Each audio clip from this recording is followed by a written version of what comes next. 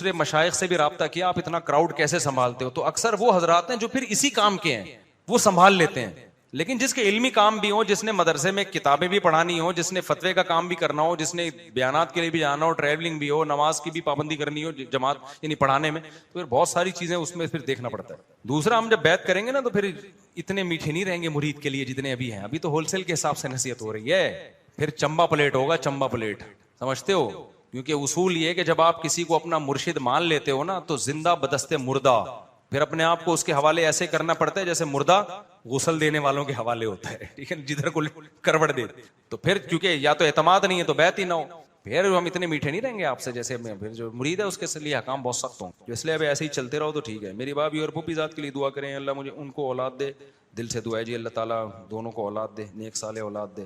صاحب کراچی, میں کراچی رہتی ہوں. اچھا, خاتون نے پوچھا ہے, یہ پتہ نہیں کون سا گرو مندر میں رہتی ہوں, میرے 9 مہینے کے بیٹے کا انتقال ہو گیا. میرا سوال یہ ہے کہ میرے اور میرے شوہر کو قبر میں عذاب ہوگا کیا؟ اگر جنت ہم پر واجب ہو گئی ہے تو کیا دوزخ میں اب اللہ تعالیٰ ہمیں نہیں ڈالیں گے؟ میں آپ کے بیان سنتی ہوں, پورا جواب نہیں ملا. دیکھو حدیث میں آتا ہے جس عورت کے بچہ اللہ نے لے لیا, اس نے صبر کیا, تو آپ صلی اللہ علیہ وسلم نے اس کے لیے جنت کی ضمانت لی ہے. تو اس طرح کی جتنی بھی حدیثیں ہیں ان کا مطلب ایسے ہوتا ہے کہ یہ جنت میں جانے کا ایک بہت بڑا سبب آپ کے پاس آ گیا ہے. اب اس کا یہ مطلب نہیں ہوتا کہ آپ بدعمالیاں شروع کر دیں, کیونکہ جیسے کچھ باتوں پہ جنت کی ضمانتیں ہیں ایسے ہی کچھ گناہوں پہ جہنم کی ضمانتیں بھی ہیں کہ ان سے جہنم واجب ہو جاتی ہے. اب کچھ کام ایسے آپ نے کیے جن سے جہنم واجب ہو گئی, کچھ کام ایسے کہ جنت واجب ہو گئی, تو آخرت میں یہ پلس مائنس ہوگا, ٹھیک ہے نا. ترازو اسی لیے تو ہے نا کہ نیکیاں اور بدیاں کیا کی جائیں گی, تولی جائیں گی. تو اس لیے اس لحاظ سے تو اس پہ تسلی رکھنا چاہیے کہ آپ کے پاس جنت میں جانے کا ایک اسٹرانگ سبب اللہ نے, ایک سفارشی آپ کا آگے پارسل کر دیا ہے. ہم کہتے ہیں نا یار میں ایگزام تو دے رہا ہوں لیکن ایک سفارشی بھی اپنا بٹھا کے رکھو کہ بھائی اگر یہ ہو گیا تو کچھ نمبر وہ ڈال دے, ٹھیک ہے نا. لیکن اب آپ ایگزام کی تیاری چھوڑ دو تو یہ حماقت ہوتی ہے. تو اللہ تعالیٰ نے جو عورت بچہ بچپن میں مر گیا اس نے صبر کیا, وہ بچہ سفارشی ہے. صحیح حدیث سے پتہ چلتا ہے وہ قیامت میں سفارش کرے گا. حدیث میں آتا ہے ماں باپ کا نا ایسے دامن پکڑ کے گھسیٹے گا ان کو, کتنی بڑی نعمت ہے. لیکن اب اس پہ اعتماد کر کے نہیں بیٹھ جانا کہ اب ہم نے پردہ نہیں کرنا, نماز نہیں پڑھنی کیونکہ سفارشی آگے چلا گیا ہے. تو یہ ایک بڑی فضیلت کی بات تو ہے, لیکن کچھ اعمال ایسے ہوتے ہیں جس سے جہنم بھی واجب ہو جاتی ہے. تو برائیوں سے بچنا ہے اور ایک تسلی بھی رکھنی ہے کہ اللہ نے ہمارے لیے ایک آخرت میں ایک انتظام کر دیا. آخری سوال بس, یہ کیا ہے بھائی؟ ابے بھائی یہ کیا ہے, کسی عورت کے شوہر کا انتقال ہو جائے تو عدت کے بعد دوسرے مرد سے نکاح کرے, دوسرے شوہر نے طلاق دے دی, اس طرح چوتھے شوہر کے ساتھ اب وہ رہ رہی ہے اور اس کے بچے بھی ہیں, تو جنت میں ہر عورت پہلے مرد کے ساتھ رہے گی, دوسرے کے ساتھ, یا تیسرے چوتھے کے ساتھ, یعنی اس خاتون کی چوتھی شادی ہے. مال خوش قسمت ہے, ورنہ تو 1-2 کے بعد بندہ ہی مارکیٹ میں ملتا ہی نہیں ہے. تو اب دیکھیں یہ چوتھی جو میاں ہے نا, آپ کو جنت میں یہ والا ملے, آخری والا ملتا ہے جنت میں. یہاں خواتین بڑی پریشان ہوتی ہیں, ہمیں پسند تو تیسرا والا آیا تھا یا دوسرا والا تھا یا پہلا والا تھا, مل چوتھا والا رہا ہے. دیکھو جنت میں اللہ نے ہر خواہش پوری کرنی ہے. چوتھا والا جب ملے گا جب یہ جنت میں جائے گا, تو کوشش کرے یہ جائے ہی نہیں, یا تو یہ کوشش کر لے. اب یہ کوشش ہو نہیں سکتی نا. تو اگر یہ جنت میں نہیں گیا تو پھر اللہ جہاں آپ چاہو گی وہاں اس سے نکاح کرا دے گا. اور اگر یہ بھی جنت میں چلا گیا تو اللہ آپ کے دل میں, دل کس کے ہاتھ میں ہے؟ ابھی میں نے پورا بیان کیا تھا نا, دل تو اللہ کے ہاتھ میں. ممتا ماں کی بعض جانوروں کے دلوں میں ڈالی, بعض کے دلوں میں نہیں ڈالی. تو اللہ تعالیٰ آپ کے دل میں اس کی اتنی محبت ڈال دے گا کہ آپ کو یہ اچھا لگنے لگے گا وہاں پہ. یہ دل اللہ کے ہاتھ میں. حدیث میں آتا ہے دل اللہ کی 2 انگلیوں کے درمیان میں, جب چاہتے جدھر کو گھما دیتا ہے. اور آپ کہہ سکتی ہو تو خوبصورت نہیں ہے, ہینڈسم نہیں ہے, تو ریپیئرنگ ہوگی وہاں جنت. اس ڈیزائن میں تھوڑی ہم جنت میں جائیں گے, ورنہ ایسے ایسے لوگ آئیں گے ہم تو نکل جائیں گے وہاں سے, بھائی تو آ جا میں نہیں جا رہا. ہمارے طلبہ ہیں نا بعض, میں تو طلبہ تو اولاد کی طرح ہوتے ہیں, ہم ان سے مذاق بھی کرتے ہیں, وہ ناراض نہیں ہوتے. تو بعض ہر طرح کے لوگ آئے ہوئے ہوتے ہیں, بعض طلبہ ایسے بلیک ہوتے ہیں بالکل. میں کہتا ہوں تو اندھیرے میں نظر ہی نہیں آئے گا ہے بھائی, تو اندھیرے میں. اور پھر بعض ایسے ڈرونے آڑے ترچے سے. تو میں ان سے کہتا ہوں یار تو جب جنت میں اسی اسٹائل میں جائے گا تو تجھے تو حور مل جائے گی تیرے اعمال کی وجہ سے. حور کہے گی اللہ میں نے کیا کیا تھا جو مجھے یہ ملا ہے, اے اللہ اس نے تو اچھے اعمال کیے, اس کو میں مل گئی, تو میں نے کون سا کوئی گناہ کیے تھے جس کی وجہ سے مجھے یہ مل گیا ہے. تو ویسے ہی وہ تو ظاہر ہے وہ ریپیئرنگ ہوگی نا, ورنہ بہت سے ایسے ہیں کہ وہ حور بھاگ جائے گی وہاں سے کہ مجھے یہ قبول ہی نہیں ہے. تو اس لیے جنت میں جب اللہ نے ایک لا بیان کر دیا, وَلَكُمْ فِيهَا مَا تَشْتَهِي أَنفُسُكُمْ, جو دل چاہے گا اللہ وہ تمہاری خواہش پوری کرے گا. تو بعض ایسی خواہشات جنت میں پوری ہو نہیں سکتی, تو اللہ پھر وہ خواہش ہی ختم کر دے گا, ایسی خواہش پیدا کرے گا جو جنت کے مناسب ہو.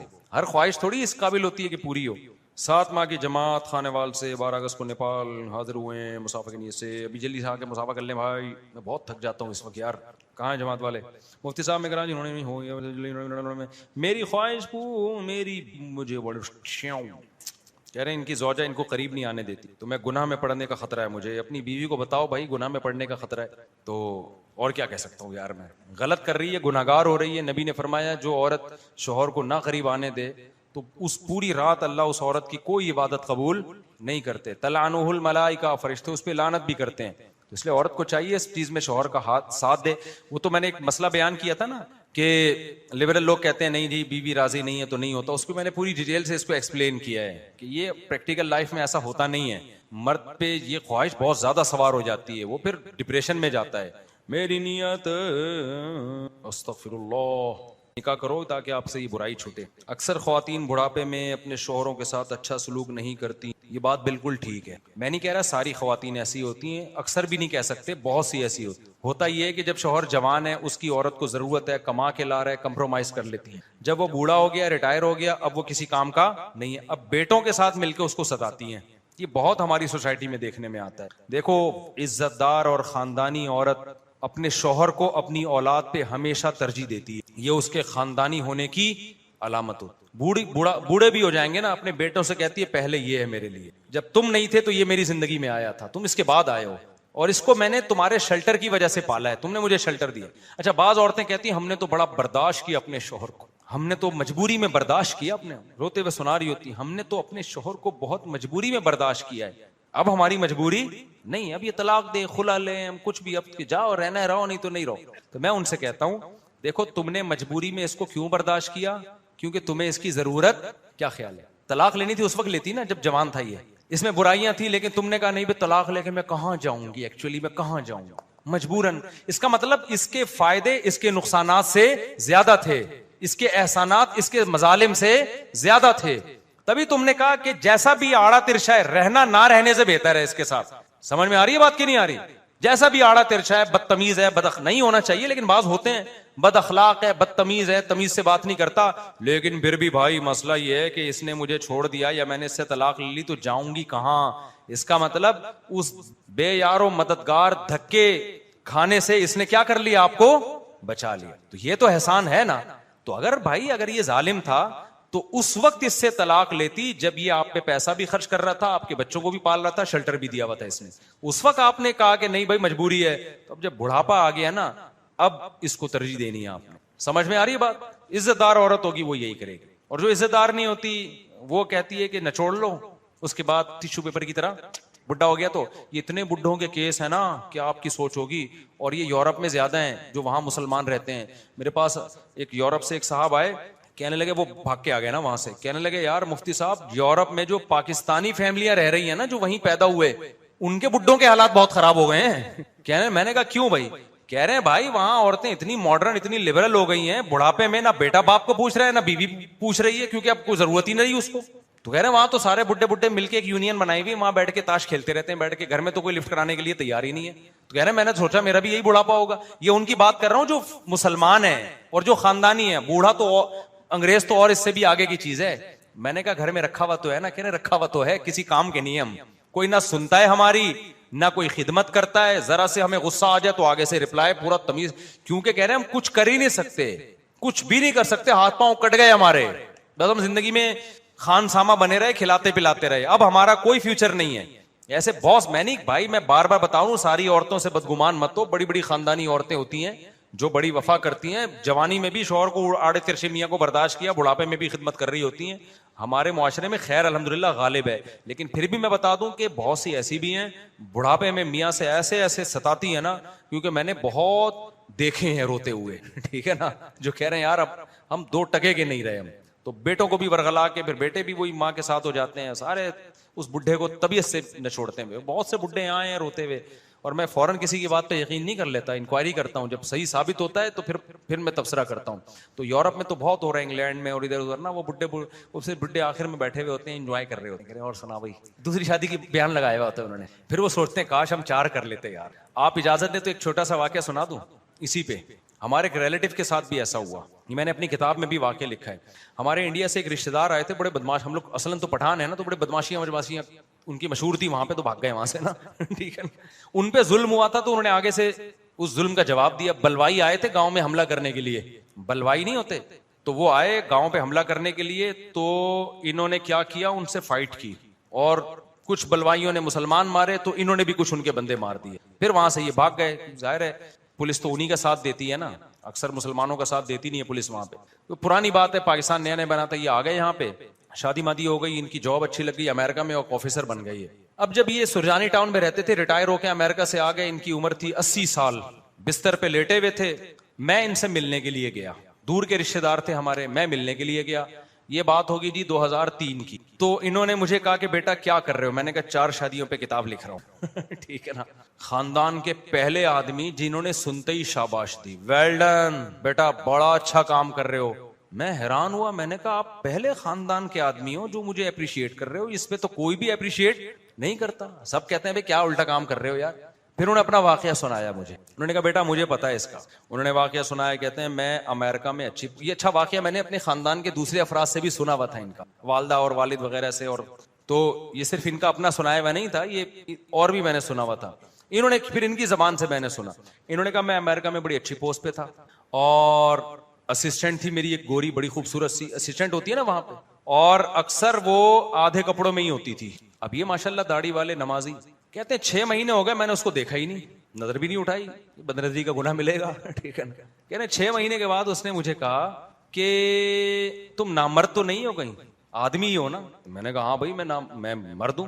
کیا نہیں, پھر اس نے کہا شاید میں خوبصورت نہیں ہوں. اس نے کہا نہیں, یو آر بیوٹیفل گرل, بہت اچھی خوبصورت عورت ہو تم, اور لڑکی ہو, کیا کر سکتے. کہہ رہے ایک بات تو ہے, یا تو میں بدصورت ہوں یا تو نامرد ہے, دونوں میں سے ایک بات ہے. کہتے ہیں مجھے غصہ آ گیا. میں نے کہا بھائی ہم لوگ پٹھان لوگ ہیں, اور ہاں نہیں, کہتے ہیں میں نے اس سے کہا بھائی میں مرد ہوں, میری بیوی پاکستان میں, میرے 5 بچے ہیں. کہتے ہیں وہ انگریز نے کہا وہ کسی اور کے ہوں گے, تمہارے نہیں ہوں گے. اس لڑکی نے کہا ہاں. کہتے ہیں پھر مجھے غصہ آیا. میں نے کہا بھائی ہم پٹھان لوگ ہیں, ہماری بیوی کی طرف کوئی آنکھ اٹھا کے نہیں دیکھ سکتا, بچے کون پیدا کرے گا, ایسا نہیں ہے جیسے تمہارا کلچر ہے, ہم لوگ کیا نہیں ہوتا یہ. تو وہ کہتی ہے پھر حیرت کی بات ہے کہ بچے بھی تمہارے ہیں اور تم مجھے دیکھتے بھی نہیں ہو, کیا مسئلہ کیا ہے. پھر کہتے ہیں, میں نے کہا بھائی ہم لوگ مسلمان ہیں, ہم اپنی بیوی کے علاوہ کسی اور کو نہیں دیکھتے. تو کہتی ہے, میں نے کہا وہ لڑکی کہتی ہے ہم نے بڑے مسلمان دیکھے, نائٹ کلب میں تو بڑے ٹرکی مسلمان پہنچتے ہیں وہاں پہ, ہم نے تو بڑے مسلمان دیکھے ہیں. تو کہتے ہیں میں نے جواب میں کہا مجھے اس واقعے کا نا ایک ایک لفظ یاد ہے, حالانکہ میرے دوستوں کو پتا ہے میرا حافظہ کیسا ہے, مجھ سے تو 20 دفعہ لوگ اپنا نام بتاتے ہیں میں بھول جاتا ہوں, اور جب کوئی پرانا آتا ہے نا ملنے کے لیے اپنا تعارف یہ وہ, میں دوسرے پوچھ رہا ہوں کس لیول کا آدمی ہے, ایسا نہ ہو میں اس کو ایک عام بندہ سمجھ کے ہے نا, تو پتا تو بتاؤ کون ہے, مجھے تو کل بتایا ہوتا مجھے یاد ہی نہیں رہتا. کیونکہ یہ دلچسپ واقعہ تھا, ایک ایک لفظ مجھے یاد ہے. تو انہوں نے مجھے کہا کہ بھائی اس لڑکی نے کہا کہ وہ کہا نا کہ ہم نے بڑے مسلمان دیکھے, تو کہتے ہیں میں نے کہا کہ وہ نام کے مسلمان ہیں اور میں کردار کا مسلمان. وہ نام کے ہوں گے, میں کردار کا ہوں. بڑی اچھی بات ہے بھائی. پھر اس نے کہا اچھا اسلام اتنی اچھی تعلیم دیتا ہے, مسلمان مرد اپنی بیوی کے علاوہ کسی کو دیکھتا ہی نہیں. اس نے کہا نہیں دیکھتا ہی نہیں, اتنا اچھا ہوتا ہے مسلمان. ٹھیک ہے. اس نے کہا اچھا اور اسلام کیا کہتا ہے؟ کہتے ہیں میں نے بتایا اسلام یہ کہتا ہے. اس نے کہا پھر جو ہے نا وہ مجھے اسلام کے بارے میں نالج دو. تو اس زمانے میں ہمیں یاد ہے ان کا خط آیا تھا, میں بہت چھوٹا تھا اس وقت, تو ان کا یعنی یہ خط میرے سامنے تو نہیں آئے, لیکن ہماری دادی بتایا کرتی تھی کہ بھائی اس نے خط بھیجا تھا کہ ایک لڑکی مسلمان ہونا چاہتی ہے, کچھ لٹریچر بھیجو. تو یہاں سے لٹریچر بھیجا گیا. یعنی ہمارے خاندان میں یہ خط کا واقعہ میں نے پہلے سنا ہوا تھا. تو کہتے ہیں میں نے خط بھیجا اور یہاں سے کچھ لٹریچر گیا, انگلش میں کچھ کتابیں اسلام کے بارے میں, اور قرآن انگلش ترجمے کا بھیج دیا. کہہ رہے ہیں وہ ترجمہ پڑھ کے آئی قرآن کا, اور بھائی وہ تو کہہ رہی میں تو مسلمان ہونا چاہتی ہوں, اتنی زبردست کتاب ہے, اتنے زبردست احکام ہیں. کہتے ہیں میں نے کہا کہ بھائی ٹھیک ہے, کلمہ پڑھ کے میں نے اس کو مسلمان کرا دیا. کہتے ہیں وہ کہنے لگی اور کیا کیا کرنا چاہیے مجھے, اب بتائیں. کہتے ہیں میں نے کہا سب سے پہلے اپنا جو لباس ہے نا یہ تبدیل کرو. مسلمان عورت سر کے بال سے لے کے پاؤں کے ناخن تک ڈھکی ہوئی ہوتی ہے. اگلے دن آئی ہے بھائی فل برقعے میں آ کے کہنے لگی اور مجھے کیا کرنا ہے. میں نے کہا شراب چھوڑ دو. کہتی ہے جب میں نے قرآن میں پڑھا شراب حرام ہے, اسی وقت میں نے نیت کر لی کہ اب شراب نہیں پیوں گی کبھی. اور کیا کرنا ہے جی, نماز پڑھنی ہے جی, پابندی, ساری باتیں ہو گئی. آخر میں کہنے لگے باپ مجھ سے شادی کر لیں. کہتے ہیں میں نے کہا میں نے تمہیں بتایا میں 5 بچوں کا باپ ہوں. میری بیوی ہے پاکستان میں کیسے شادی کروں. تو اس کے الفاظ ہیں اس گوری کے کہ آپ نے جو مجھے قرآن دیا ہے اس میں تو لکھا ہے مسلمان ایک مسلمان ایٹ اے ٹائم کتنی بیویاں رکھ سکتا ہے؟ 4. تو آپ کر لیں مجھ سے دوسری شادی. کہتے میں سٹپٹا گیا, میں نے کہا بھائی یہ کیا ہو گیا بھائی, یہ تو الٹا ہماری بلی ہمیں ہی میاؤں, ہماری بلی کیا کر رہی ہے, ہمیں ہی میاؤں کر رہی ہے, ہمیں قرآن کی آیتیں پڑھ پڑھ کے سنائی جا رہی ہیں.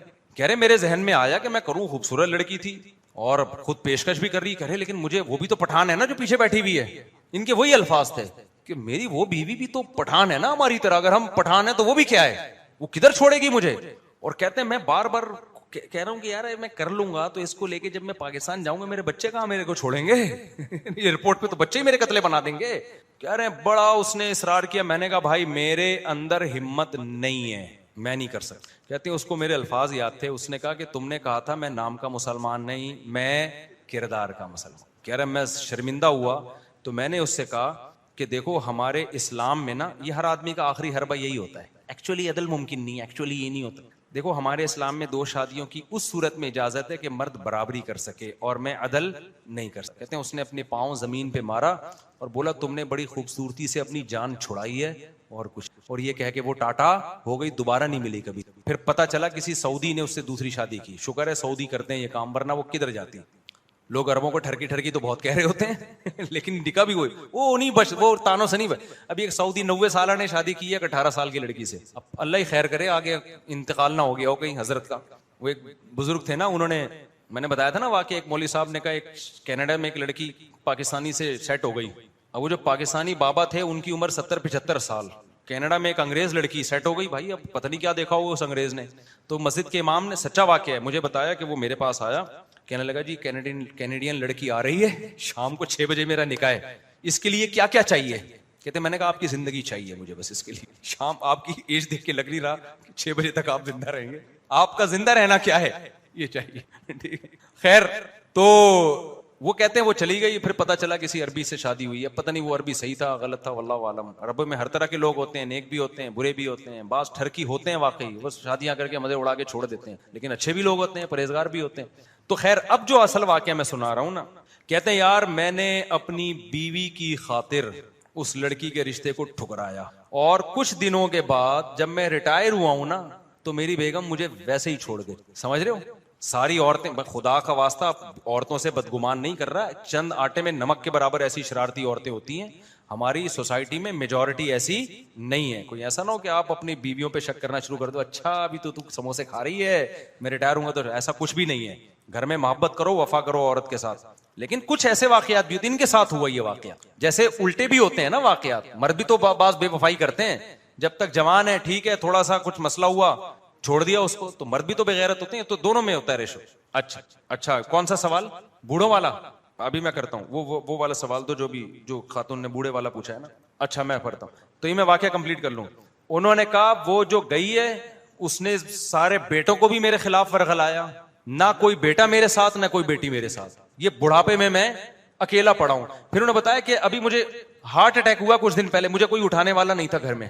اور یہ کہہ کے وہ ایسے درد کے ساتھ سنا رہے تھے نا کہ ان کی آنکھوں سے بھی آنسو ٹپک رہے تھے اور میں بھی رو رہا تھا ان کے پاس بیٹھ.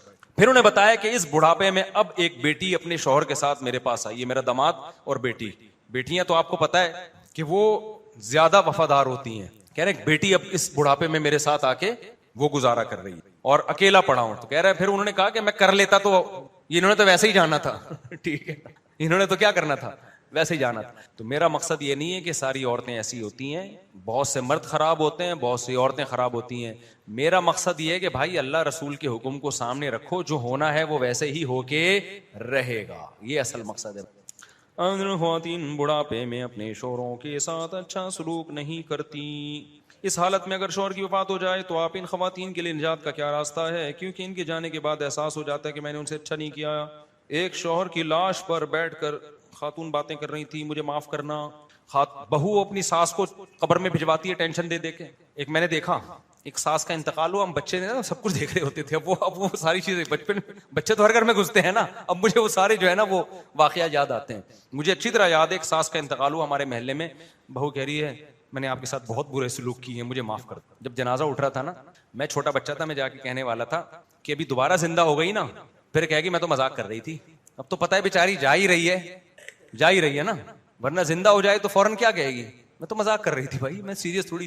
تو یہ عورت جو اپنے شوہر کے جنازے پہ کہہ رہی ہے میں نے آپ کے ساتھ بہت برا سلوک کیا، اگر واقعی اس کو دل سے ندامت ہے اور شوہر کے لیے دعائیں مغفرت کرتی رہتی ہے اور اتفاق سے شوہر اگر زندہ ہو کے آ جائے تو یہ اچھا سلوک کرے گی، تو پھر یہ سچی توبہ ہے، اللہ توبہ کرنے والوں کی توبہ قبول کر۔ لیکن اگر یہی کیس ہے کہ جو اس پھانسی کے پھندے والے کے ساتھ ہوا تھا، ایک آدمی اللہ سے دعا مانگتا تھا، اے اللہ مجھے موت دے دے، مجھے موت دے دے، وہ مفتی رشید احمد صاحب والا کیا سوال ہے؟ اچھا، تو اے اللہ، وہ ایک آدمی کہتا ہے نا غموں سے تنگ آیا ہوا تھا، اے اللہ مجھے موت دے دے، مجھے موت دے دے، زندگی سے تو موت ہی بہتر ہے۔ ایک دن درخت کے نیچے بیٹھ کے دعا مانگ رہا تھا، ایک بندے کو شرارت سوجی، درخت پہ چڑھ کے اس نے پھندا بنا کے رسی کا پھینکا، اوپر سے رسی آ رہی ہے، اللہ موت دے دے، ایک دم دیکھا پھندا، ایک دم ٹینشن میں، یہ کیا ہے؟ اوپر سے آواز آئی، اے میرے بندے، میں نے تیری دعا قبول کر لی ہے، اس میں اپنا سر ڈال دے، میں تجھے اوپر اٹھا لوں گا۔ کہتے ہیں اللہ یہاں تو کوئی مذاق بھی نہیں کر سکتا، اللہ یہاں تو کوئی مذاق بھی نہیں کر سکتا۔ تو اگر وہ خاتون جس کو احساس ہو گیا کہ اپنے شوہر کے ساتھ اچھا سلوک نہیں کیا اور جنازے پہ رو رہی ہے، معافیا مانگ رہی ہے، تو یہ تو اللہ ہی دل کی حالت جانتا ہے نا، اس کا یہی ہے کہ اگر وہ زندہ ہو جائے کہ بیگم میں تو مذاق کر رہا تھا۔ وہ ایک مہمانوں کے گھر میں ایسا ہوا کہ کسی کے ہاں مہمان آ گئے، گھر میں کھانے کو کچھ تھا نہیں، تو بیوی اور میاں نے یہ پلان بنایا کہ اگر ہم نے دال لا کے پیش کر دی نا تو یہ کہیں گے دیکھو غریب لوگ دال کھاتے ہیں، تو ہم ایسا کرتے ہیں، بیوی نے کہا میں ایک دیگچی گراؤں گی، تم پوچھنا بیگم کیا گر گیا، تو میں کہوں گی بھائی قورمے کا دیگ تھا وہ غلطی سے گر گیا، آپ کہنا چلو بریانی